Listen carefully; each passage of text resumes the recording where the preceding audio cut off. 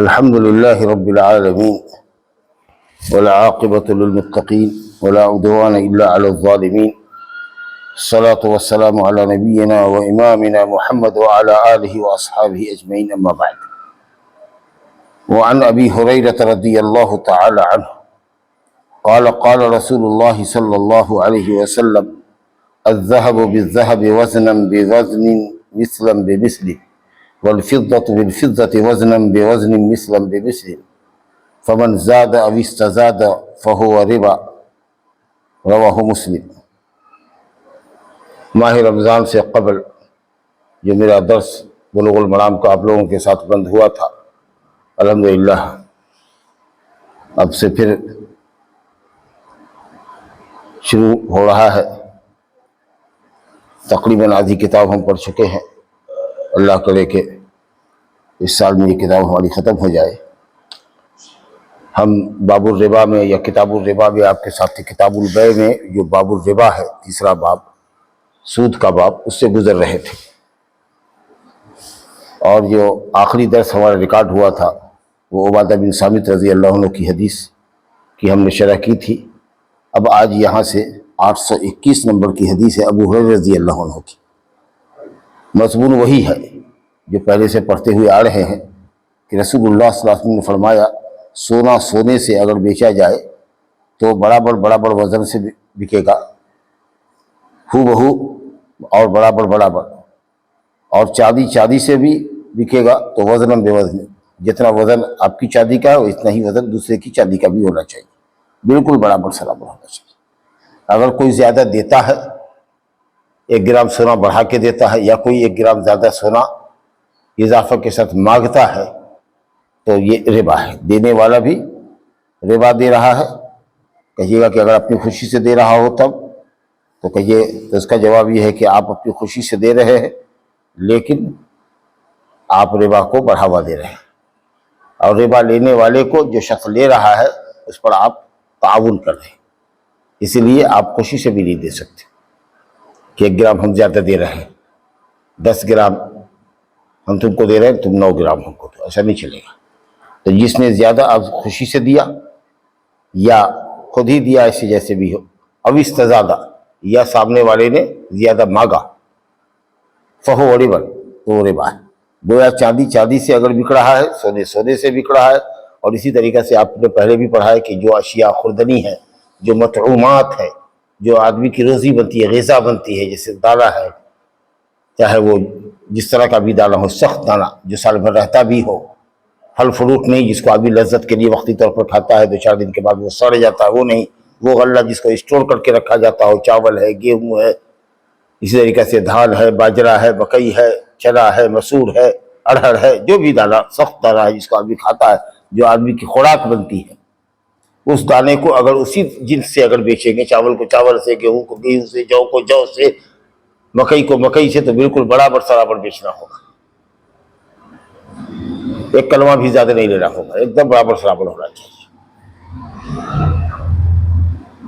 اور اگر کوئی زیادہ لیتا ہے اور دیتا ہے تب یہ سود ہے. تو 6 اشیاء کا ذکر آیا تھا جس میں چاندی اور سونا جو قیمت ہے، اب یہ سکے کی شکل میں ہو یا زیور کی شکل میں ہو، کوئی عورت کسی کو زیور اپنا دے اور اس کا دوسرا زیور کہے لو، تو چاہے اس کا اصلی ہو کہ اس کا 22 کیرٹ ہو کہ اس کا 24 کیرٹ ہو، بالکل وزن برابر ہونا چاہیے. یا سکہ ہو، دینار ہے تو دینار کا جو وزن ہے، جو ویلو ہے، جو وزن ہے، اسی وزن کا ہونا چاہیے، اسی ویلو کا وہ بھی سکہ ہونا چاہیے. اور اس طریقے سے 4 اشیاء جو ہے وہ گندم ہے، جو ہے، کھجور ہے اور نمک کا ذکر کیا گیا تھا. یہ چاروں اشیاء کھانے کی ہے اور یہ سب انسان کی غذا ہے. یہ کوئی میوہ اور فاکہہ نہیں ہے کہ جو آدمی کھاتا ہو وقتی طور پر لذت کے لیے. سمجھا کہ نہیں؟ جو اصل انسان کی ڈائٹ بنتی ہے، غذا بنتی ہے، وہ دانہ ہوتا ہے، چاول، دال اور دوسری چیزیں، جو، مکئی وغیرہ وغیرہ.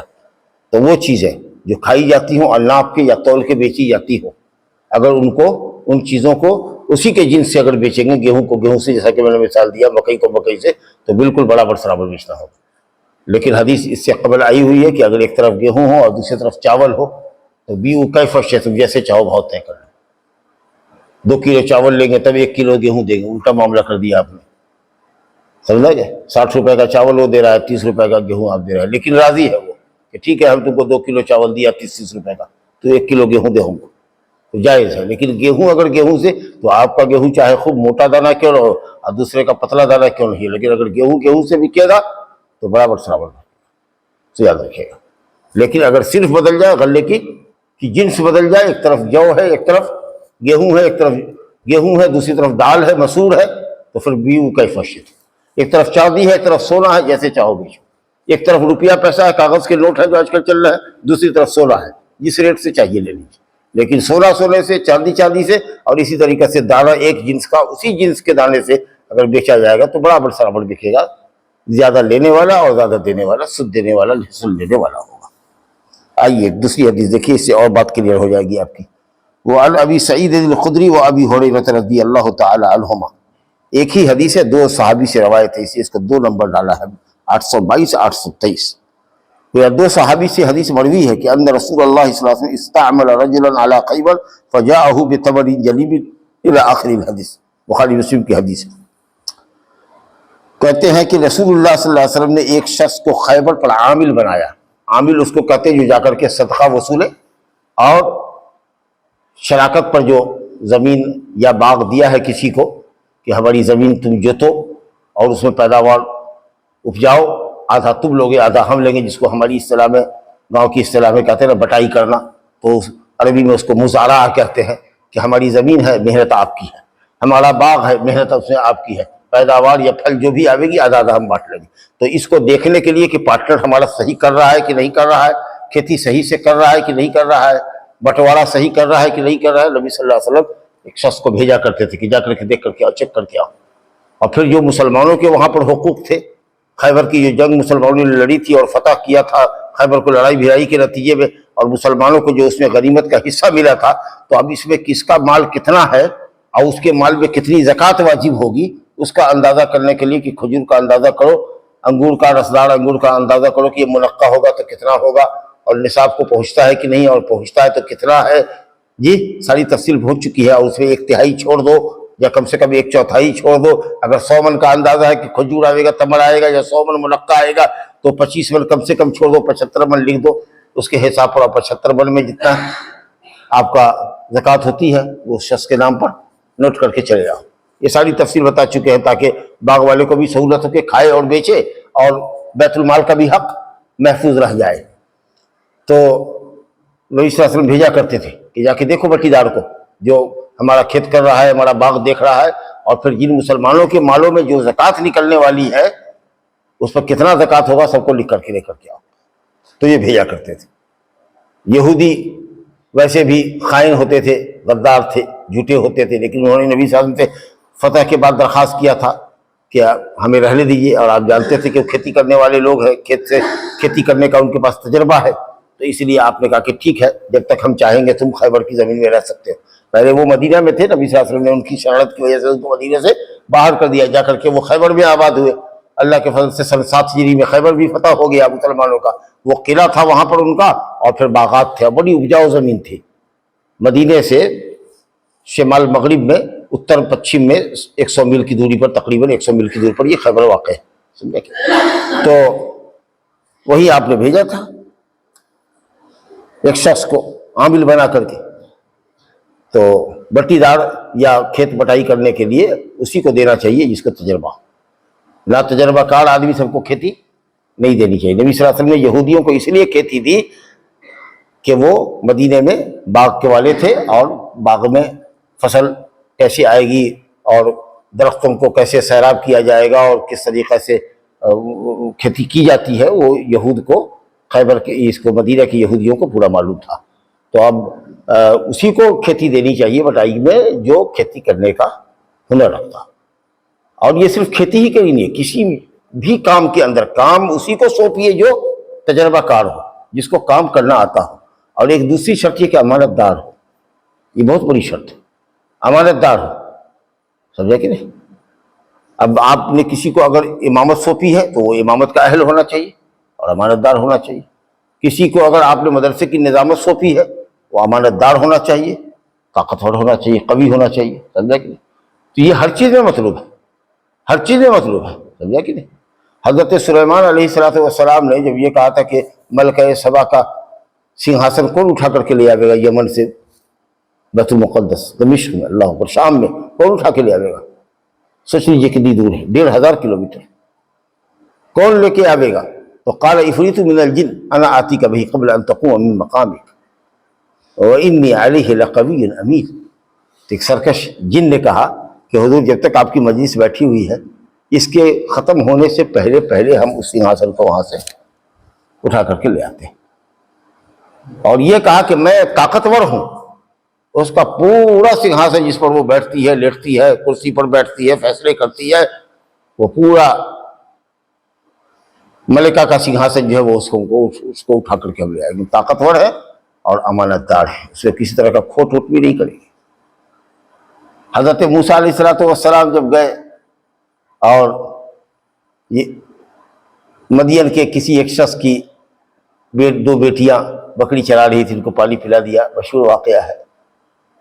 تو بعد میں وہ ایک لڑکی آئی حضرت موسیٰ کے پاس، ابھی نبی نہیں ہے، تاکہ میرے ابا بلا رہے ہیں کہ آپ نے ہماری بکریوں کو جو پانی پلا دیا ہے اس کی اجرت آپ کو دیں گے۔ تو چلے گئے، لیکن وہ جو بوڑھا باپ تھا دو جوان بیٹیوں کا، وہ ہوشیار تھا، اس نے کہا کہ ایسا ہے کہ جوان لڑکے کو کیسے گھر میں رکھیں گے، تاکہ داماد میرے بن جاؤ، یہ دو میری بیٹیاں ہیں، دونوں میں سے جس کو چاہو پسند کر لو، نکاح کر دیتے ہیں، داماد بن کے گھر میں رہو گے تو ہماری عزت آپ کو محفوظ ہے۔ ماشاءاللہ، کیا کہنا۔ بیٹی نے تجویز پیش کی، یا ابت استاجر ہو، ابا ان کو اجرت پہ رکھ لیجیے، ان خیر من استاجرت القوی الامین، ان خیر من استاجرت القوی الامین، کہا بہترین مزدور وہ ہے جو طاقتور بھی ہو اور امانت دار بھی۔ بڑی صفت ہے، بہت بڑی صفت ہے امانت داری کی۔ اب آج کل دے دیجئے کسی کو کھیت بٹائی کرنے کے لیے، آپ اپنے گھر میں ہیں، کیا وہ بے ایمانی کر رہا ہے، کیا لے رہا ہے، کیا لوٹ رہا ہے، کیا کھا رہا ہے، کیا مزدوری کے نام پر لے رہا ہے، 2 حصہ میں لے رہا ہے کہ اس سے زیادہ لے رہا ہے، آپ کو 1/4 دے رہا ہے کہ 1/3 دے رہا ہے، یہ کہنا مشکل ہے۔ کھیتی کا ہنر بھی ہونا چاہیے اور آدمی امانت دار بھی ہونا چاہیے کہ نہیں بھائی حرام ہے ہمارے لیے کہ ہم دیں، آدھے پر معاملہ ہے ہمارا، خاص کے جب سارے خرچے میں وہ شریک ہے تب ہم کیسے بے ایمانی کر رہے ہیں؟ لا حول ولا قوت الا باللہ۔ بہرحال تو نبی صلی اللہ علیہ وسلم نے عامل کو بھیجا، یہیں پر یہ بات آ گئی ضمناً۔ تو وہ جو عامل تھا وہاں سے آیا تو وہ عمدہ کھجور، جاءہ بتمر جنیب، بہت عمدہ کھجور لے کر کے آیا کہ نبی صلی اللہ علیہ وسلم کی خدمت میں پیش کریں گے کہ آپ اس کھجور کو کھائیے، تشریف آپ اس کو کھائیے۔ فقال رسول اللہ صلی اللہ علیہ وسلم، آپ نے جب خیبر کا کھجور دیکھا اور عمدہ کھجور تھا، سخت کھجور اچھا والا، تو کہا کہ اکل تمر خیبر ھکذا، کیا خیبر کا تمام کھجور ایسا ہی ہوتا ہے؟ کیا خیبر کا تمام کھجور ایسا ہی ہوتا ہے؟ دیکھ رہے ہیں ایک ہی طرح کا عمدہ کھجور لے کر کے آئے ہو، وہاں عمدہ اور گھٹیا اور ردی نہیں ہوتا ہے، سب ایک ہی طرح کا، ایک ہی کوالٹی کا ہوتا ہے۔ تو اس شخص نے جس کو خیبر کا عامل بنا کر کے صدقہ وصولنے والا بنا کے بھیجا تھا، اس کا نام تھا سواد بن غزیہ، اس نے کہا کہ نہیں یا رسول اللہ، ایسا نہیں ہے، ہر طرح کا کھجور ہے، لیکن میرا جو عمل رہا ہے وہ یہ ہے کہ ہم نے 2 سا یا 3 سا نپنا ہے، 1 سا مان لیجیے 3 کلو کا، تو ہم نے 6 کلو دے کر کے یہ والا جو کھجور ہے عمدہ والا، یہ 3 کلو لیا ہے۔ 6 کلو ہم نے دیا کھجور، یا 9 کلو 3 سا دیا، اور 1 سا 3 کلو یہ عمدہ والا ہم نے دیا۔ ہمارے پاس جو تھا وہ مخلوط کھجور تھا، کئی طرح کا تھا، بڑا بھی تھا، چھوٹا بھی تھا، کالا بھی تھا، لال بھی تھا، عمدہ بھی تھا، ردی بھی تھا، سب طرح کا مخلوط تھا، مکس تھا۔ تو ہم نے اس کو 2 سا دیا، 3 سا دیا، اور اس کے بدلے میں ایک طرح کا عمدہ کھجور 1 سا لیا۔ اللہ، آپ نے فرمایا لا تفعل، ایسا مت کرو، فعل نہیں ہے، لا تفعل، ایسا ہرگز مت کرو، یہ حرام ہے، یہ تو سود ہو گیا کہ تم نے 2 سا دیا، 6 کلو دیا اور 3 کلو لیا۔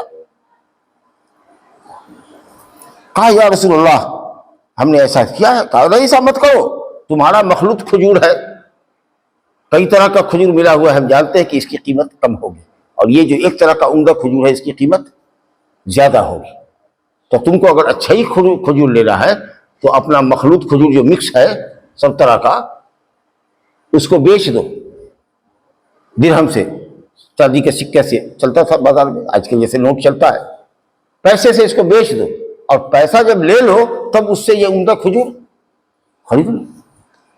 लेकिन अगर खजूर से खजूर बेचोगे तो बावजूद है कि तुम्हारी खजूर रद्दी है और उसकी खजूर असली है और उम्दा है, लेकिन दोबर दे करके, दुगुना या तिगुना दे करके तुम नहीं ले सकते, बराबर बराबर बेचना अगर खजूर खजूर से बिकेगा। उससे बचने की तदबीर क्या है?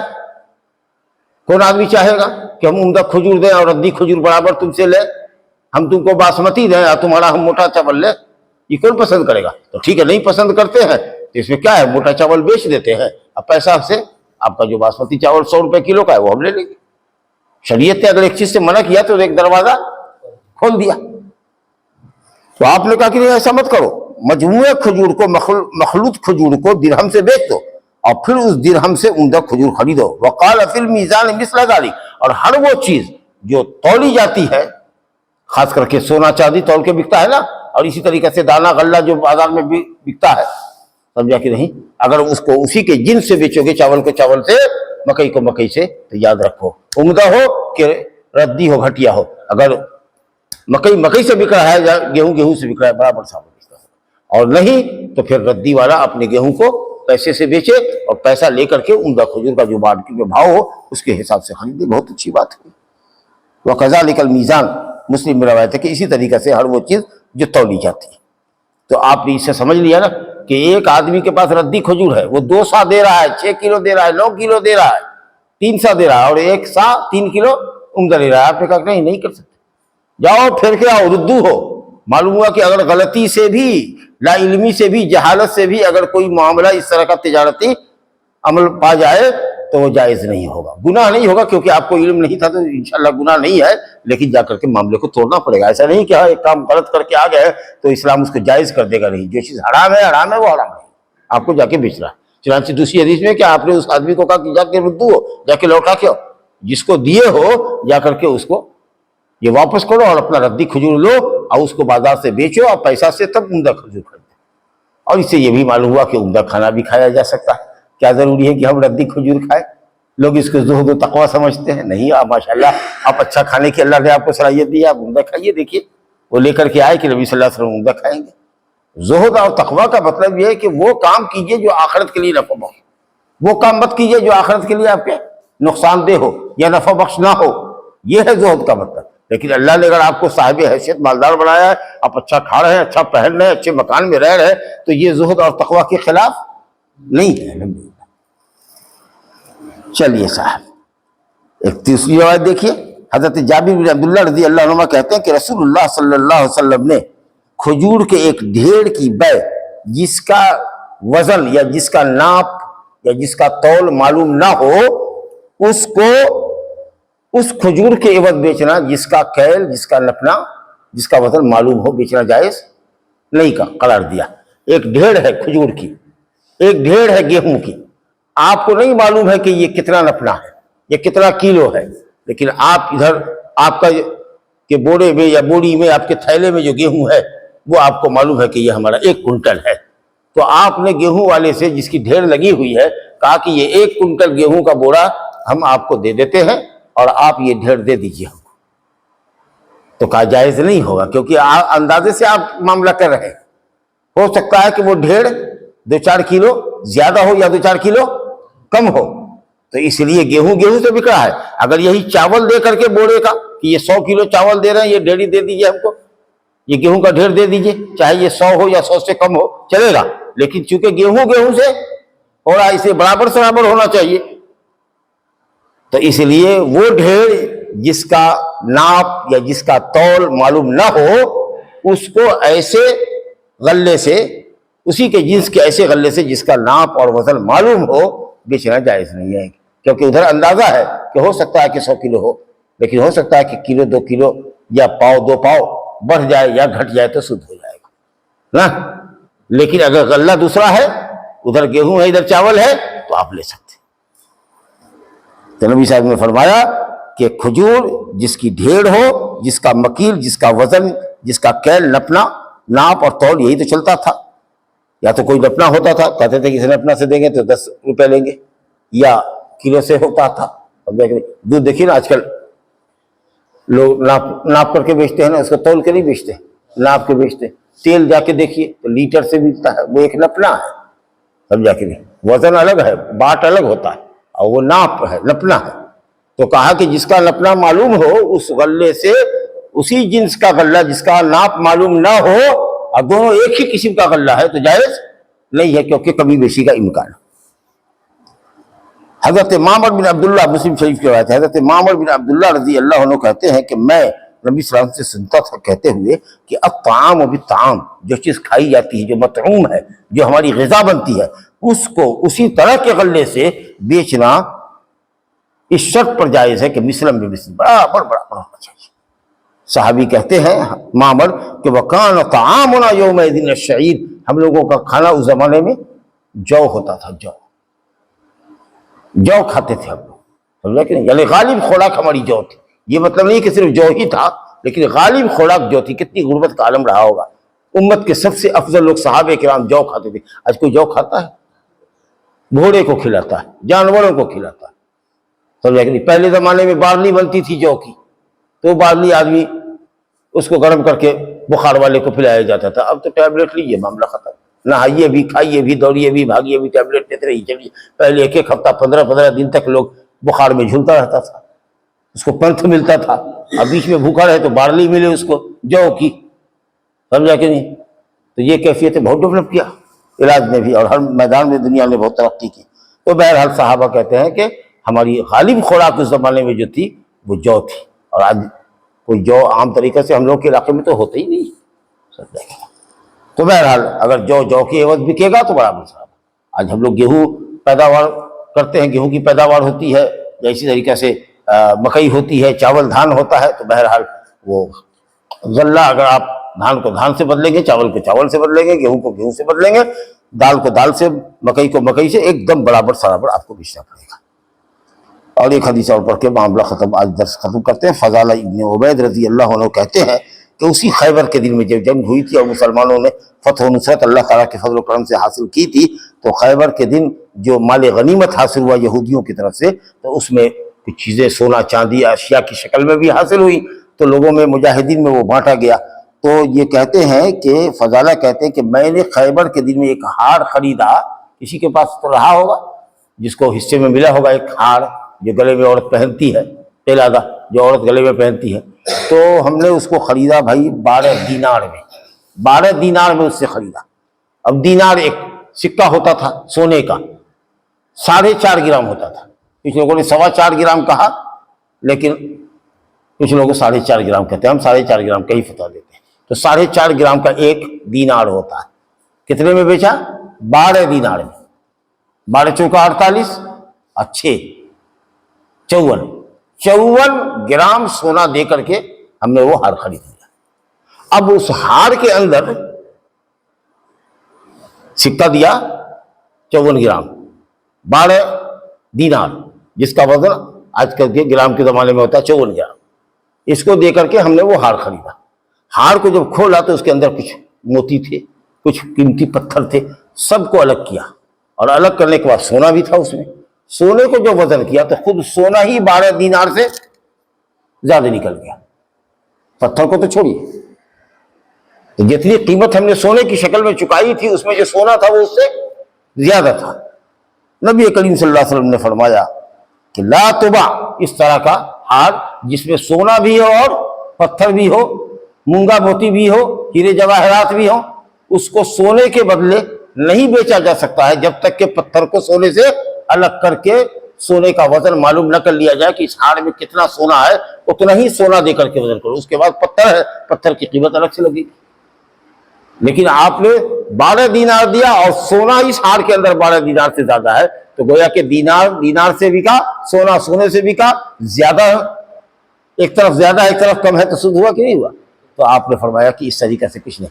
تو اس لیے وہ جب آپ سوناروں کے یہاں جائیے گا تو اس کے یہاں پتھر موتی لگا رہتا ہے، وہ آپ کو ہٹا کے وزن کر دے گا، یا وہ کہتا ہے کہ صاحب اس کا وزن اتنا ہے، ہم لکھ کر کے دیتے ہیں کہ اس میں سونا اتنا ہے اور پتھر ہمارا اتنا ہے، سمجھا کہ نہیں؟ یا اگر آپ کہیے گا تو وہ کھول کر کے پتھر ہٹا کر کے سونا آپ کو کھول دے گا، اس کی قیمت لے گا، پتھر کی قیمت الگ لے گا۔ بہرحال اگر سونے کے ہار سے آپ بیچ رہے ہیں، اس ہار سے جس کے اندر سونا کے ساتھ ساتھ کچھ دوسری بھی چیزیں ہیں، تو اس ہار میں لگے ہوئے سونے کا وزن معلوم کرنا ضروری ہے تاکہ آپ برابر سے سونا دے سکیں، اور جو دوسری اشیاء اس میں لگی ہوئی ہیں پتھر وغیرہ اس کی قیمت دے دیں، ورنہ یہ سود ہوگا۔ رواہ مسلم۔ ھذا وباللہ التوفیق، وصلی اللہ علی نبینا محمد وآلہ وصحبہ اجمعین۔